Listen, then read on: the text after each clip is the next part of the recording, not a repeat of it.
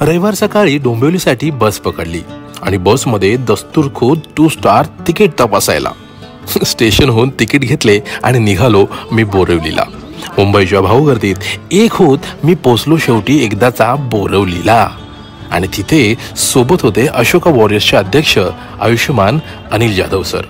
Sanjay Gandhi national पार्कमधील काणेरी लेणीची update घेण्याचे आजच्या या भेटीचे निमित्त. लेणीवर जाण्या अगोदर अनिल सरांच्या घरच्या न्याहारीवर थोडा हात मारला आणि मग लेणी क्रमांक 1 पासून पुढे स्वच्छता, अतिक्रमण, सुरक्षा रक्षक अशा इतर कामांचा आढावा घेतला. लेणीवर चुकीच्या प्रकारे छायाचित्र काढणाऱ्या प्रेमयुगलांना समज दिला, न समजणाऱ्या एकाला चोप सुद्धा दिला. कितीदाही या लेणीवर आलो तरी नेहमी काहीतरी नवीन पाहत असल्यासारखी स्थिती होते. येथील पाणी व्यवस्थापन, शिलालेख, एकदशमुख अवलोकितेश्वरांप्रमाणे अनेक बौद्ध शिल्पे किंवा हे असे कोरीव आसन अशा बऱ्याच गोष्टी आपल्याला जवळ असून सुद्धा अनभिज्ञच. नंतर फार कमी लोकांना माहीत असलेल्या निब्बाण भूमीकडे आम्ही निघालो आणि ही 2 मुलं आणि त्यांचे वडील रस्त्यात भेटले. त्यांनाही सोबत घेतले.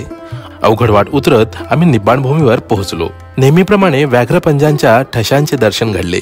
निब्बाण भूमीची माहिती या मंडळींना दिली आणि खाली मार्गस्थ झालो.